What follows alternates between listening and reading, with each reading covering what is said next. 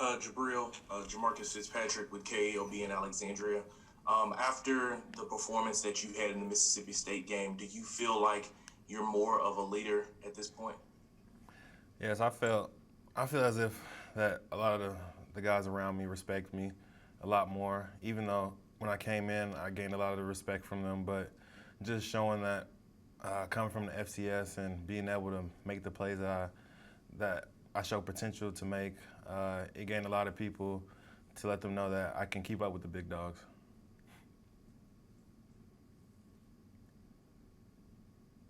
Yeah, Jabril, Michael Cobble here in Baton Rouge, just kind of following up to that.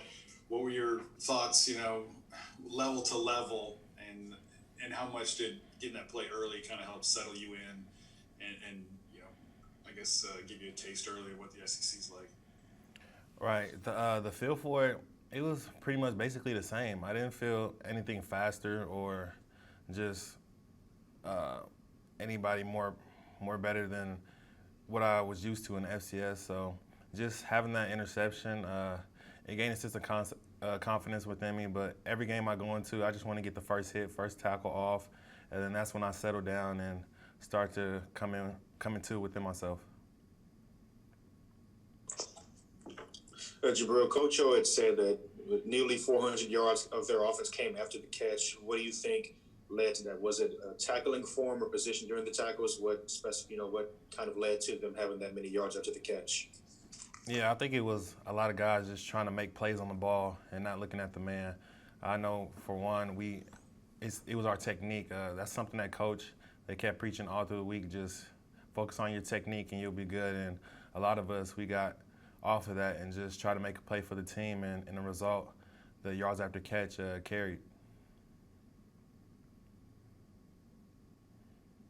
Hey Jabril, it seemed like on Saturday you and Ali Gay were just kind of all over the field. I was just kind of curious what maybe you saw from him and just kind of how maybe you guys were able to feed off of each other on Saturday.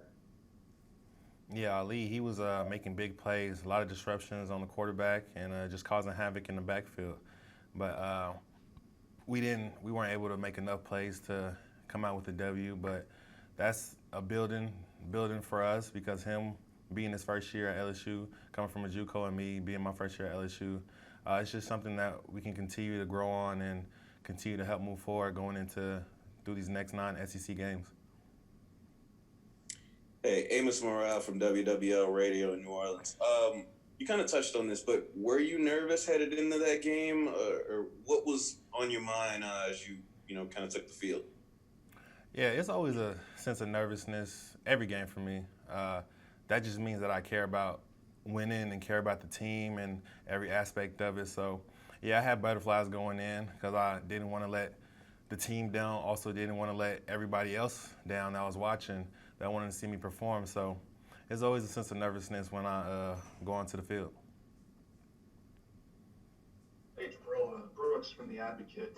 Ed Orgeron was talking a little bit about how whenever the coverage is there, sometimes y'all are passing off people. You don't necessarily need to be in zone, just passing off assignments. It seems like that's what you did on your pick six there. I mean, could you tell us a little bit about what that assignment's like, handing off, and what communication needs to happen, kind of explaining and how that function works in coverage? Yeah, a lot of communication is dealt before the snap, and then we knew when they lined up trips in the boundary, they like to run under routes to the field, through the field, so I could kind of guess the route beforehand, so I knew he was going to do a shallow, so I just knew I had the safety help over the top, so it was my best bet just to undercut it and then just try to make a play.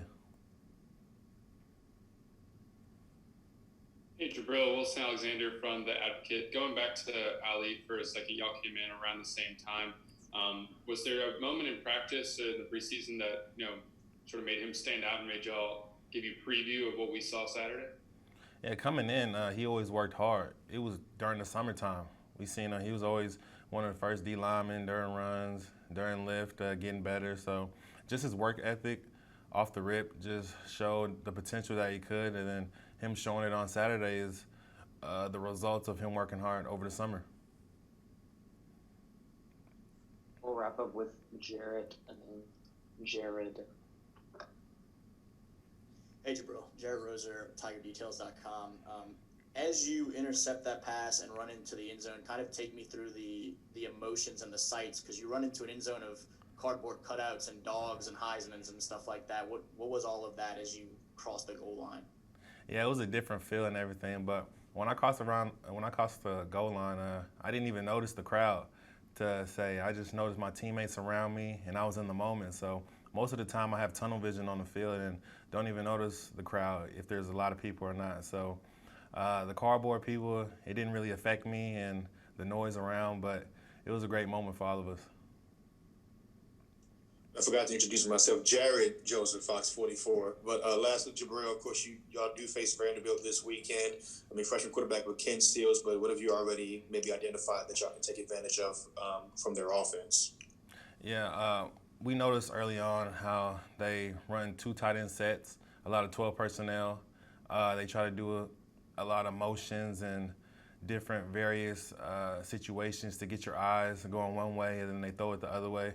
But we know after the performance last week, this is a copycat type of league, so a lot of people are going to try to air it out on us, and we just have to buckle down this week and just show people that you can't do that on us.